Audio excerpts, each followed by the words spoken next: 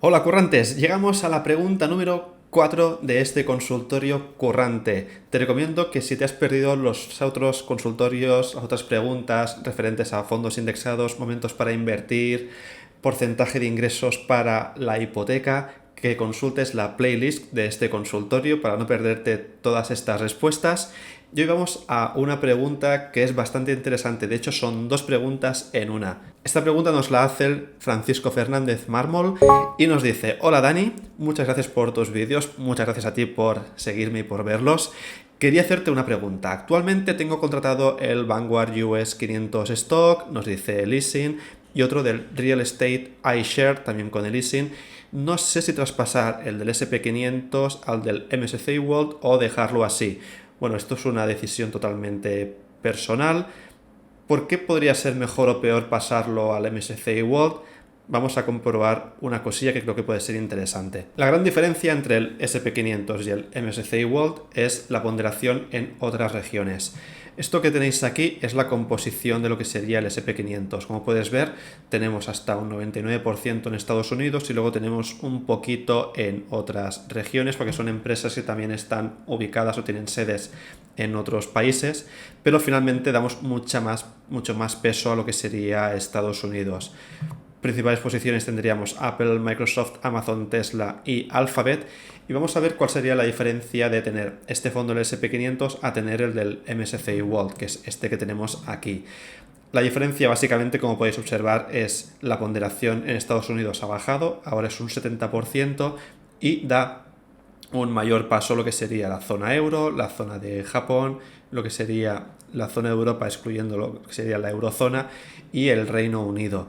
Decidir entre un fondo y otro es según tu confianza en lo que serían otras regiones que no sea Estados Unidos. Si quieres dar un peso mayor a Europa y a Japón, por ejemplo, y a Reino Unido, sí que puede tener sentido ser un poco más amplios y globalizar y tener aquí el fondo del MSCI World.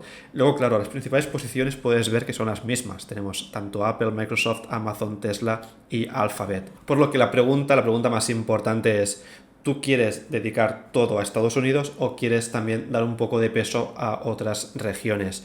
Normalmente el rendimiento del SP500 es mejor que el que tiene el MSCI World. La economía americana pues funciona mucho mejor, es la economía líder por ahora en el mercado global. Y lo que puedes observar también es que en el MSCI World no tenemos economías también como sería la economía china, que es la segunda economía mayor del mundo, o la economía de India, que también es una de las top 5 economías y que probablemente va a ser una de las top 3 en algún momento. Así que claro, aquí ya depende de si quieres tener un fondo un poco más globalizado o un fondo yendo sobre todo a lo que sería Estados Unidos. Mi opinión, y aquí es lo de siempre, no son consejos de inversión ni para que elijas un fondo u otro. A mí me gusta mucho el SP500. Creo que está bien tener Europa para diversificar un poquito por si no quieres jugártela solamente a una sola carta. Y otras opciones que podrías tener es tener el SP500 y luego una parte pequeña del MSCI World si te sientes más seguro con esa globalización. Respecto a la rentabilidad te quiero enseñar una cosilla. Esto que tenéis aquí es la comparación entre el MSCI World y el SP500. En azul tendríamos el SP500, que veis que la rentabilidad que ha obtenido desde el 2012 aproximadamente pues está siendo superior a la que tiene su compañero del MSCI World. Claro, si inviertes en Estados Unidos y la economía americana va bien, obviamente el SP500 siempre va a rendir mejor. El MSCI World se va a mover de manera similar, pero al tener también otras regiones va a hacer que esa rentabilidad no sea tan grande, a no ser que la rentabilidad de las otras regiones pues empiece a crecer. Pero como estamos hablando que la economía americana va a ser de las que muy probablemente va a seguir tirando del carro, es muy probable que el SP500 siempre rinda un poco por encima del MSCI World. Obviamente aquí no hay que tomar en consideración las rentabilidades pasadas, que recordemos que esto no pronostica lo que puede pasar en el futuro, pero viendo la situación actual, el tema de Europa es una región mucho más compleja actualmente que Estados Unidos, hay conflictos internos bastante relevantes y yo en mi opinión creo que Estados Unidos pues va a seguir siendo la que tire un poco de este fondo. Respecto a la segunda pregunta que te voy a dejar ahora, Francisco nos pregunta: otro tema es que me gustaría componer mi cartera con el 60-40% en variable y fija, pero ¿cómo haría para hacer los rebalanceos? ¿Tú qué me recomiendas al respecto? Es que no sé si lo estoy haciendo bien. Muchas gracias, campeón. Bueno, muchas gracias, Francisco. Vamos a ver, el tema de los rebalanceos es bastante sencillo y no hay una norma escrita. Te voy a enseñar un archivo para que te pueda quedar un poco más claro cómo hay que hacerlo. El rebalanceo se hace cuando tú tienes una composición de cartera ideal. Tú quieres, por ejemplo, lo que decías de tener 60% en renta variable y 40% en renta fija. Pero ¿qué pasa? Con el tiempo, si la renta variable funciona muy bien y la renta fija no funciona tan bien, esta proporción va a ir cambiando y quizá pues te aumente a un 70% renta variable y luego se quede un 30% renta fija. El rebalanceo se hace para siempre mantener el ajuste que tú querías, que es el de 60-40%. Para ello puedes utilizar, pues por ejemplo, un Excel. Aquí te pongo un ejemplo, esto sería renta variable 6.000 euros, por ejemplo, renta fija 4.000.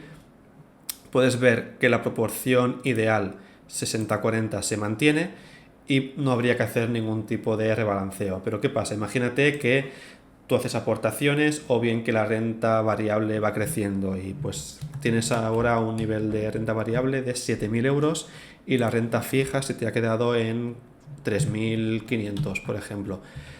Claro, aquí ves que el porcentaje real ha cambiado. Ahora es un 67% de renta variable y un 33% de renta fija.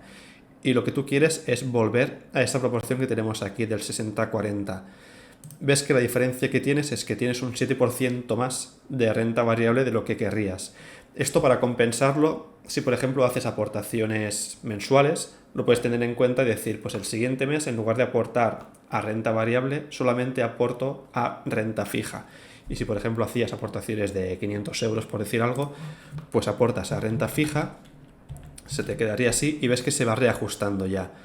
Otra posibilidad es decir, cojo a participaciones que tenga de renta variable y hago un traspaso de un X% a renta fija. Esto lo puedes hacer, por ejemplo, en MyInvestor, que puedes ir traspasando de un fondo a otro y no hay ningún tipo de impacto fiscal. No hay que pasar por Hacienda porque no estás liquidando, sino que haces un traspaso.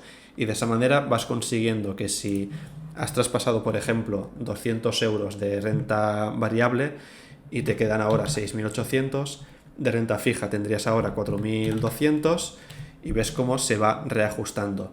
Esto básicamente hay que hacerlo cada X tiempo. Igual puedes hacerlo pues cada 3 meses para ir viendo si la proporción se va manteniendo, pero no hay que tampoco obsesionarse con ello. Esto simplemente es para que no se nos vaya mucho la composición de la cartera que tengamos pensada.